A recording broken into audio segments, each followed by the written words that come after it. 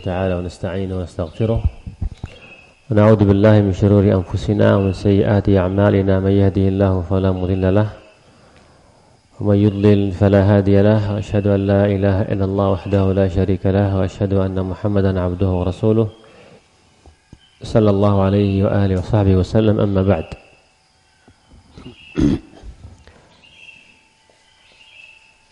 هذا حديث من حيث النبي صلى الله عليه وآله وصحبه وسلم الجامعة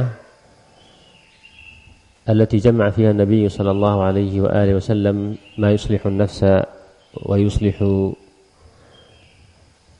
الجار أو الأمة،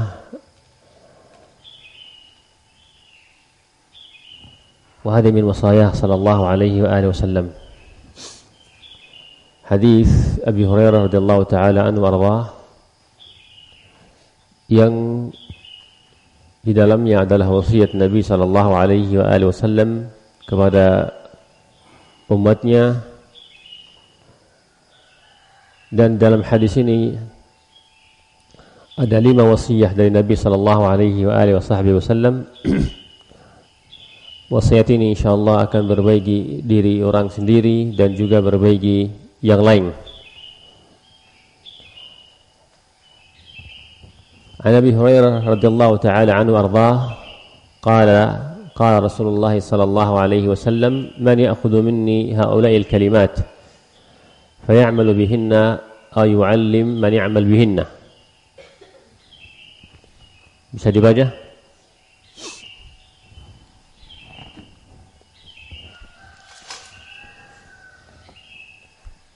Man ya'khudhu anni ha'ula'i al-kalimat fay'amal bihinna. Ada ha. Yang belajar sama saya tahu ini ha. Fay'amal bihinna aw yu'allim man ya'mal bihinna. Qultu ana ya Rasulullah. Fa'akhadha biyadi wa 'adda 5. Ittaqil maharim takun atqan nas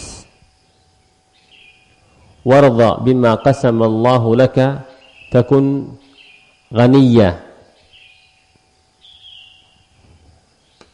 wa ahibba li akhika ma tuhibbu li nafsik takun mu'mina wa ahsin ila jarika takun muslima wa la tukthir ad-dhahik fa inna كثرة الضحك تميت القلب. رواه الترمذي. إن شاء الله هذا نص الحديث. Nabi SAW pernah bersama sahabatnya radhiyallahu ta'ala anhum ardhahum, dan beliau berkata, man ya'khudhu anni haula'il kalimat, siapa yang ambil dari saya beberapa kalimat ini, fay'amal bihinna, dan ya'mal bihinna mana naqul ya Ustaz, mengerjakan, mengamalkan dengannya atau mengamalkan dengan kalimat ini yang saya akan sampaikan. Aw yu'allim man ya'mal bihinna, atau mengajarkan kepada orang yang bisa mengajarkan atau bisa ya'mal. Bisa apa Ustaz? Bantu. Aw yu'allim man ya'mal bihinna, atau mengajarkan kepada orang yang akan mengamalkannya. Qultu ana ya Rasulullah. Fa'akhadha biyadi wa 'adda 5. Dan Nabi SAW memegang tanganku dan menghitung 5 hal.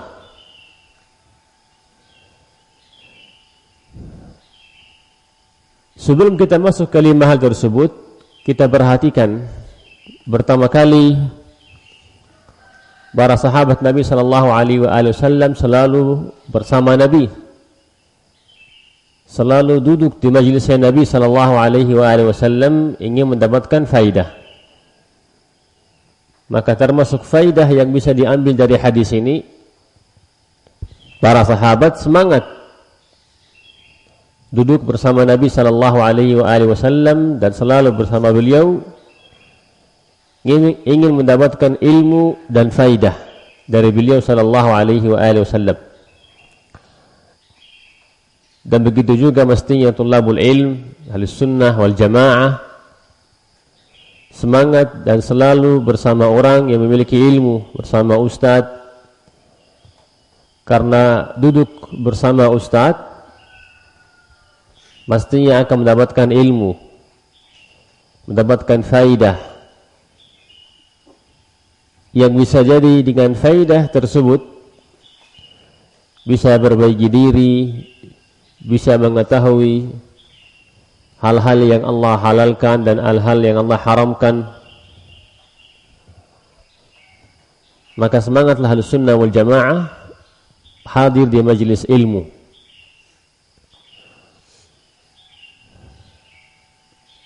Faedah yang kedua yang bisa diambil dari hadis ini,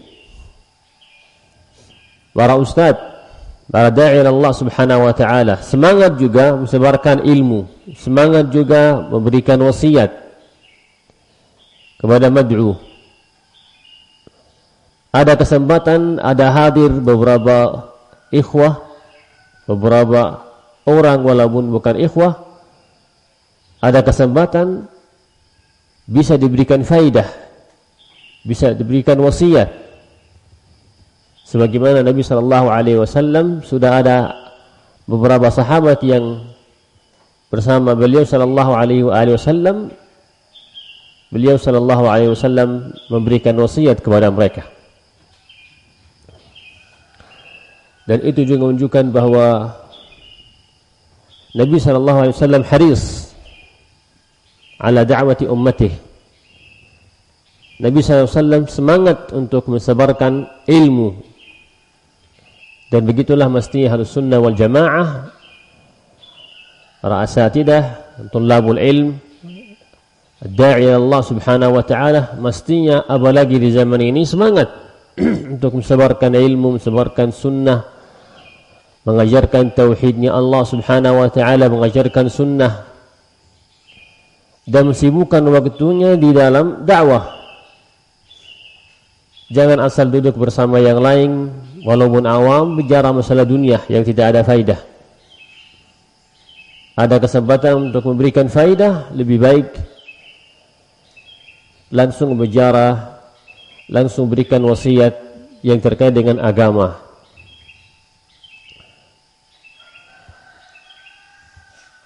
Dan termasuk juga faidah dalam hadis ini, fay'amal bihinna atau yu'allim man ya'mal bihinna. Pentingnya al-amal.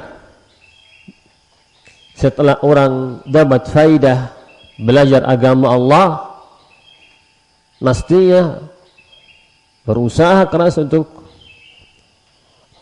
melakukan atau mengamalkan ilmunya. Man ya'khudh minni haula'i kalimat fay'amal. Setelah mendapatkan ilmu, faly'amal. Langsung dia berusaha untuk mengamalkan. Karena ilmu yang kita pelajari misalnya mestinya harus diikutkan dengan amal. Diikutkan dengan amal. Jika tidak diikutkan dengan amal, maka ini wal'iyadu billah menjadi hujjah atas kita nanti di hari kiamat. Ketika orang mendapatkan ilmu, baik yang terkait dengan hal-hal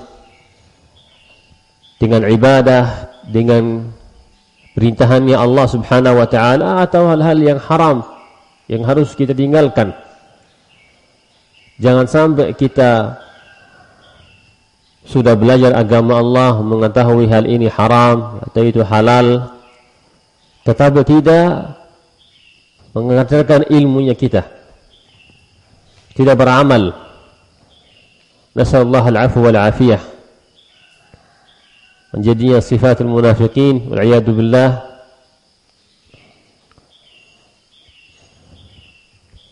Qala yu'allim man ya'mal bihinna. Atau dia mengajarkan. Kembali lagi masalah sebarkan ilmu. Jika kita belajar, semangatlah untuk dakwah dan mensebarkan agama Allah Subhanahu wa ta'ala.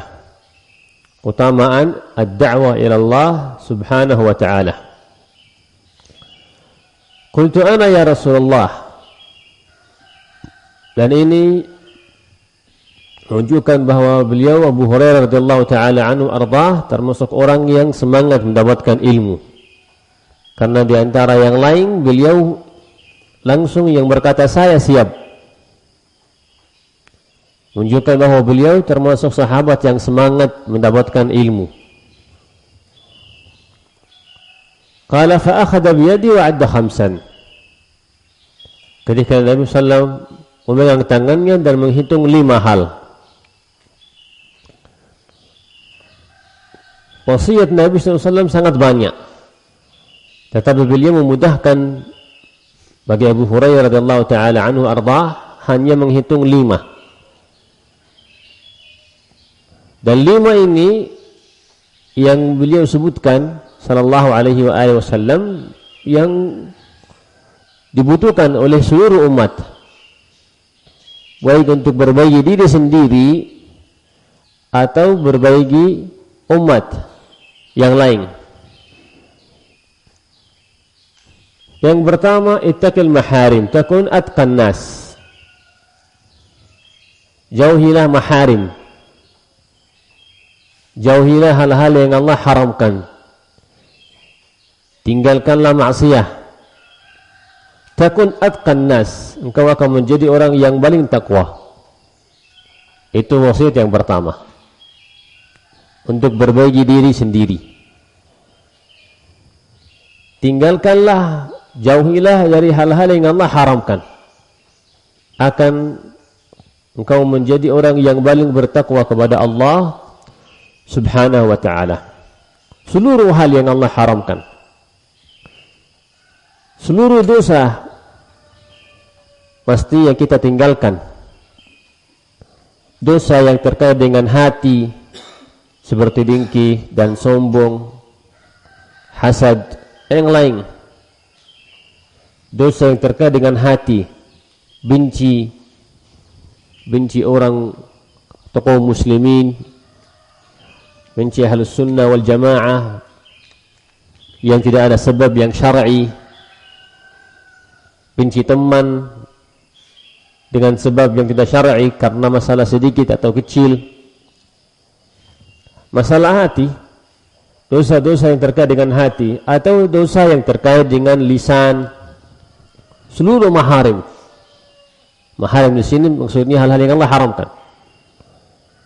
Dengan lisan, dengan mata, dengan telinga, tangan dan kaki, seluruh dosa.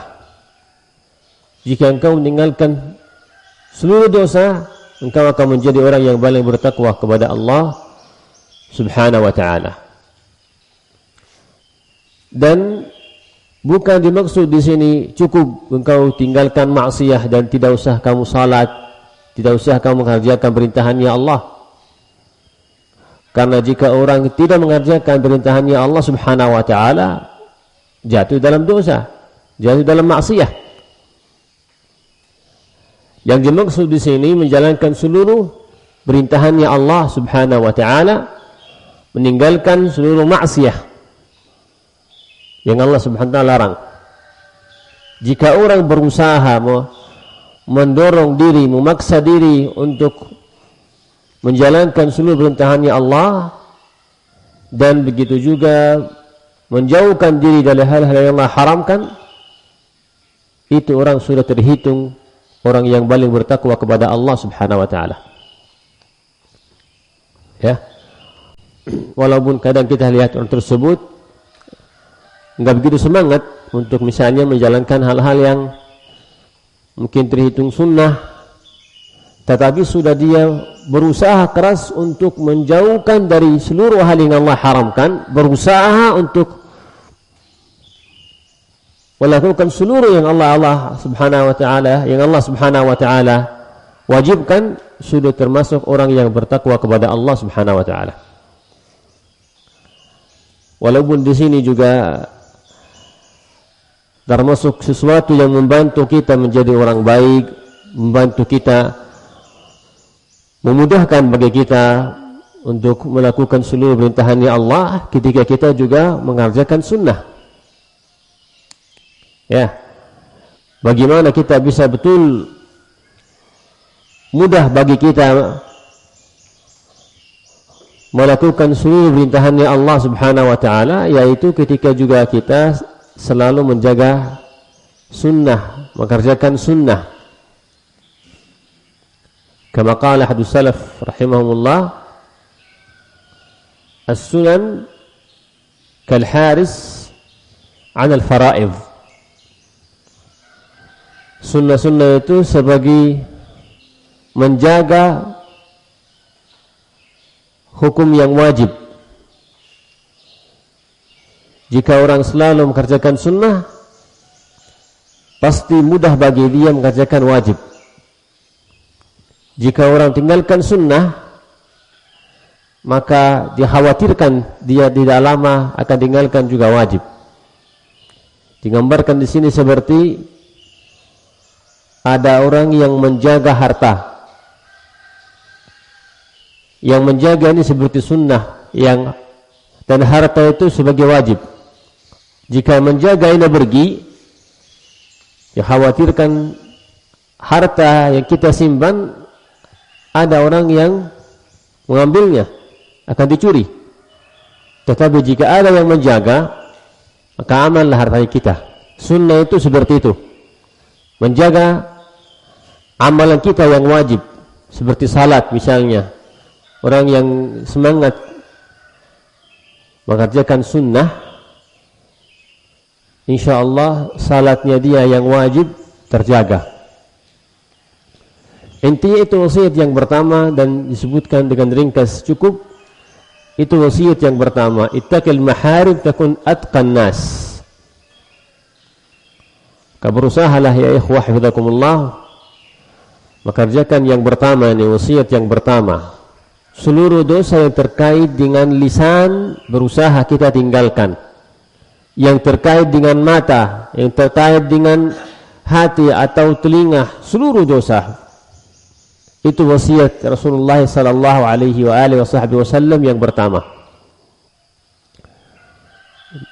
Dan diharap ditulis dan dihafal hadis ini. Yang kedua, warda bima qasama Allahu lak takun ghaniyah. Dan rida dengan apa yang Allah berikan kepadamu, akan menjadi orang yang kaya. Rida dengan apa yang Allah berikan kepadamu, akan menjadi orang yang kaya. Ar-ridha ridha nafs, ridha al-qalb. Al-ghina ghina al-qalb. Kekayaan itu dalam hati. Ketika orang ridha dengan apa yang Allah berikan kepadanya, baik yang terkait dengan fisiknya sendiri, baik dengan terkait dengan anak, diberikan berapa anak, baik terkait dengan harta yang Allah berikan kepadanya, dia ridha dengan seluruh rezeki yang Allah berikan, dia akan menjadi orang yang paling kaya. Menjadi orang yang kaya karena dia meyakini bahwa itu lebih baik bagi dia.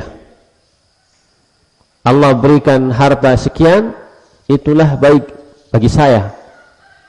Jika lebih sedikit, bisa jadi akan merusak saya.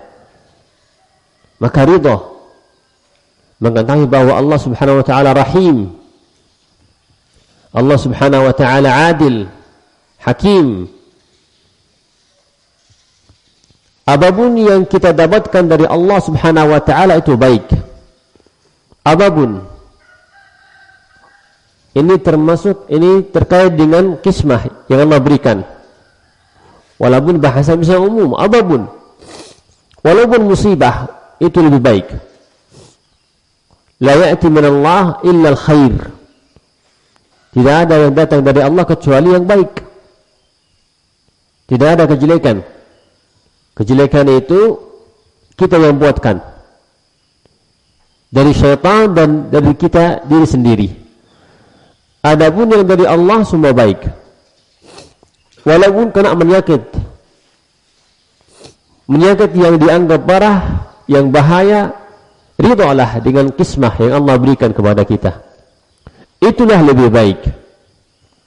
Hanya Allah Subhanahu wa taala yang tahu, bisa jadi dengan menyakit tersebut akan kita dapat nanti di hari kiamat tingkatan yang sangat tinggi yang Allah berikan kepada kita. Lihatlah Ayyub alaihi salam, berapa tahun beliau sakit, berapa tahun, ridha alaihi salam dengan apa yang Allah berikan, sabar. Rizki, harta, istri, anak, maka wajib bagi kita ridha dengan apa yang Allah berikan, membuat hati kita tenang. Dan ini terkait dengan babul qadha wal qadar. Ar-ridha lebih tinggi daripada sabar. Ada sabar, ada ridha, ada syukur. Yang paling tinggi syukur. As-sabar habsul lisan, habsul nafs. Sabar itu menahan diri, menahan lisan, menahan tangan, menahan dari perbuatan yang tidak Allah halalkan. Ketika kena musibah, ada orang yang mengucapkan ucapan yang tidak baik karena musibah. Ada orang mungkin paling sering kita dengar, kenapa saya kena musibah ini? Kenapa saya kena menyakit ini? Saya buat apa? Saya orang baik, saya yang selalu salat. Tidak ridha dengan apa? Dengan apa yang Allah Subhanahu wa taala berikan atau dengan musibah. Jangan kau mengatakan saya buat apa? Allah Subhanahu wa taala yang adil. Itu lebih baik bagimu. Bisa jadi menghapuskan dosa. Bisa jadi meningkatkan apa? Derajatmu nanti di hari kiamat. Bukan hanya kamu saja yang kena misalnya apa musibah atau menyakit. Dari zaman dulu termasuk Nabi Allah Subhanahu wa taala, mereka juga kena seperti itu. Nuh alaihi salatu wassalam bagaimana dihina oleh kaumnya, waliyadzubillah. Maka warada'i Allah bersabar ketika mendengarkan ucapan yang tidak baik dari orang lain. Begitu juga nabi-nabi yang setelah Nuh alaihi salam. Begitu juga yang disebutkan Ayyub, Yusuf, Isa, Musa, Nabi Muhammad sallallahu alaihi wa alihi wasallam. Ar-ridha itu perbuatan amalan hati. Kalau as-sabar hanya menahan diri dari perbuatan yang tidak baik. Ridha lebih tingkatan lebih tinggi. Itu amalan hati. Terima, hati tenang. Apapun yang kita kena atau dapat dari Allah Subhanahu wa taala. Asyukur, kita malah bersyukur. Walaupun kena musibah, kita bersyukur bahwa musibah ini hanya sedikit. Bahwa musibah ini hanya di tubuh ya kita, bukan di agama kita. Musibah hanya harta yang terbakar misalnya, atau yang hilang atau dicuri. Tapi agamanya kita alhamdulillah terjaga, yang jaga oleh Allah Subhanahu wa taala. Malah bersyukur. Bisa mengatakan itu lebih baik. Siapa tahu kalau hartanya kita tetap seperti dulu banyak, malah kita bisa lalai dari agama Allah, bisa menggunakan dalam hal yang Allah haramkan. Bisa anak-anak saya nanti akan gunakan jika saya meninggal. Itu lebih baik untuk saya dan keluarga saya dan anak saya, walaupun menjadi orang miskin. Itu lebih baik. Maka ini wasiat yang kedua, hafizakumullah, warda bima qasamallahu lak. takun ghaniyya. Orang yang ridha tenang hati. Bukan orang ghani itu orang kaya yang memiliki banyak harta. Jika hatinya miskin. Banyak orang kaya sudah memiliki banyak harta, tetap rasanya kayak miskin. Selalu menghabiskan seluruh waktunya, bahkan sampai dia sakit untuk mengejar dunia. Sudah sakit tetap dia memaksa diri untuk bekerja, padahal dia kaya. Istirahatnya sedikit, bersama keluarganya sedikit, diberikan kepada keluarganya waktunya sedikit. Kenapa? Karena hatinya tidak kaya. Dia merasa diri sedikit apa yang dia miliki. Di matanya dia sedikit, walaupun memiliki berapa miliar, berapa gedung, kaya. Tetapi dia sendiri melihat itu sedikit. Di dalam mata dirinya dia miskin. Karena hatinya dia merasa diri tidak kaya. Maka keadaannya dia tidak tenang. Beda sama orang yang hartanya sedikit, tapi ridha dengan apa yang Allah berikan, hatinya tenang. Bisa jadi dia di dalam dunia ini dia lebih merasa diri nikmat daripada orang yang memiliki harta banyak. Ya, Allah berikan sedikit kepada si fulan, senang kembali ke rumah, merasa diri memiliki rezeki yang cukup, dia bisa menggunakan untuk belanja, pulang ke rumah bersama keluarganya dan tenang hati. Tetapi orang yang memiliki banyak harta, dia bisa menghabiskan seluruh waktunya untuk beli, untuk jual beli, bisnis, usaha, memaksa diri, capek, dapat banyak harta, banyak uang, tetap dia merasa diri miskin, merasa diri sedikit. Dapat sehari 1 M, tetap maunya sedikit, ini sedikit ini. Ya, padahal 1 M ini masih merasa itu sedikit. Sudah habis waktu, pulang ke rumah, keluarganya sudah tidur semua. Keluar dari rumah sebelum bangun, pulang ke rumah sudah tidur semua keluarganya. Tidak tenang di dunia ini, karena tidak ridha. Adapun orang yang ridha, tenang hati. Ya, maka ini wasiat yang kedua dari Nabi sallallahu alaihi wasallam. Irda bima qasama Allahu lak. Ridhalah dengan apa yang Allah berikan bagimu, takun ghaniyah. Yang ketiga, uhibba li akhika ma tuhibbu li nafsik. Wa la nakun uhib. Cintakanlah hakana saudaramu apa yang kamu cintakan bagimu, bagi dirimu. Takun mu'minah, akan menjadi orang yang mukmin. Ya, apa yang kamu suka bagimu, untukmu, baik terkait dengan zat atau dengan muamalah, apa yang kamu ingin dapatkan dari orang lain, termasuk dari muamalah, ingin dari orang lain apa dihormat, maka harus kamu hormat orang lain. Tidak suka sama sekali jika ada orang yang menghina dirimu, jangan kamu menghina orang lain. Tidak ridha jika ada orang berdusta tentangmu, jangan kau berdusta.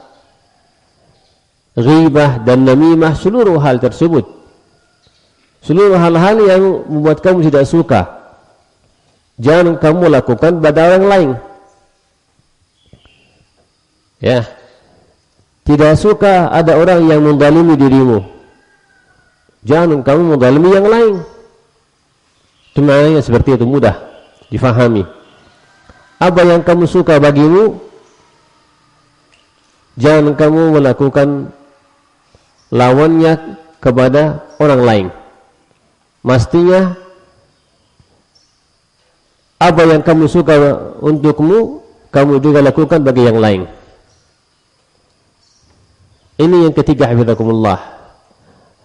Dan ini yang ketiga ini Al-Imam Ibn Hazm rahimahullah ta'ala menjadikan kaidah al-ta'amul ma'an nas. Kata Ibn Hazm rahimahullah, ringkasnya al-qaidah, ringkasnya kaidah ta'amul bersama manusia, ringkasnya akhlak yang terkait bersama manusia, akhlak berta'amul sama manusia, kaidahnya ringkasnya ini yang ketiga. Maka pasti jelas orang suka bagi dirinya hal-hal yang baik-bagus, diberikan harta, diberikan bantuan, dibantu, ya, ketemu dengan senyum, dihormat, ya. Maka itulah yang kita harus juga lakukan pada yang lain. Jika seluruh orang mengerjakan wasiat yang ketiga ini, maka dunia ini damai. Dunia ini akan damai. Karena pasti tidak ada orang yang ingin menyakiti yang lain. Karena dia tidak suka jika ada orang yang menyakiti dia. Tidak ada orang yang akan berdusta, karena tidak senang jika ada orang juga berdusta tentang dia sendiri misalnya. Ini kaidah yang ketiga, kaidah yang sangat mulia. Wasiat yang ketiga ini yang terkait dengan manusia. Yang pertama sama yang kedua kembali kepada diri sendiri, berbagi diri sendiri. Yang pertama terkait dengan hamba dengan Allah Subhanahu wa taala. Yang kedua terkait dengan hamba dengan Allah, dan juga untuk dirinya sendiri, hatinya tenang di dunia. Yang ketiga terkait dengan manusia, cara muamalah yang baik bersama yang lain. Kesimpulannya kembali ke wasiat yang ketiga. Ini umum. Takun mu'minah, akan menjadi orang yang paling mukmin atau mukmin yang kuat. Yang keempat, ahsin ila jarik, berbuat baik kepada tetanggamu, akan menjadi musliman. Ini lebih khas, karena yang ketiga am, tetangga juga masuk ke akhik, saudaramu. Tapi Nabi sallallahu alaihi wasallam mengkhususkan wasiat yang terkait dengan tetangga, karena sangat penting kita bermuamalah yang baik, lebih baik, ya, bersama tetangga. Jika kita di nomor 3 kita berbuat baik sama umum manusia, maka harus lebih buat baik sama tetangga. Ketika kita berbuat baik sama tetangga, dan tetangga juga berbuat baik sama yang lain, maka bisa dikatakan kembalilah ke yang ketiga, akan damai daerah ini, akan damai negara ini, karena seluruhnya apa? Tetangga. Tetangga yang bersama kita di satu daerah, satu tempat, selalu kita bertemu dengan mereka, kita berbuat baik bersama mereka, pasti kita akan tenang juga. Kita keluar dari rumah dengan senyum melihat mereka, kita berbuat baik, tidak pernah menyakiti mereka, kita bantu mereka, mereka membutuhkan bantuan, kita bantu. Berbuat baiklah kepada tetanggamu, akan menjadi orang yang mukmin. Sampai Nabi SAW perintahkan kepada umatnya, kepada wanita-wanita kaum muslimin, jika berbuat marak, memasak apa? Sop, disuruh berbanyaknya air, agar bisa diberikan kepada tetangga. Walaupun sedikit, tahadu tahabu, biar damai di tempat yang kamu tinggal. Itu wasiat Nabi SAW yang keempat. Wala zala Jibril yusini bil jari hatta khasitu aw qala kama qala an warithah sallallahu alaihi wa alihi wa sahbihi wasallam. Yang kelima yang terakhir, wala tukthir ad-dhahik, jangan kamu banyak ketawa. Sesungguhnya orang yang banyak ketawa, hatinya akan apa? Mati. Ya. Ini wasiat yang terkait dengan akhlak atau sebab-sebab yang merusak hati. Wasiat ini yang mungkin dikatakan wasiat yang mungkin ada orang yang mengatakan apa gunanya dimasukkan dalam wasiat yang kelima ini, karena terkait hafizakumullah tentang hati, dan hati yang harus kita jaga bagaimana tidak rusak. Termasuk sebab atau sesuatu yang merusak hati yaitu al-dhahik, banyak ketawa. Banyak ketawa yang menjadikan hidupnya sebagai anak berguru. Ya, selalu berketawa, selalu bercanda, selalu membuangkan waktunya, menghabiskan waktunya untuk ketawa, bercanda sama yang lain. Bukan dilarang senyum, bukan melarang kadang duduk sama teman ketawa, tetapi la tukthir, jangan berbanyak. Ini wasiat Nabi sallallahu alaihi wasallam yang rawah al-Imam At-Tirmidzi, dan wasiat ini wasiat yang mulia yang kita harus berusaha untuk mengamalkan dengan sungguh-sungguh. Asallallahu subhanahu wa ta'ala an yanfa'ana bima kunna wa yaj'alna min ibadihi as-salihin. Ila huna wa subhanaka Allahumma bihamdika la ilaha illa anta astaghfiruka wa atubu ilaik.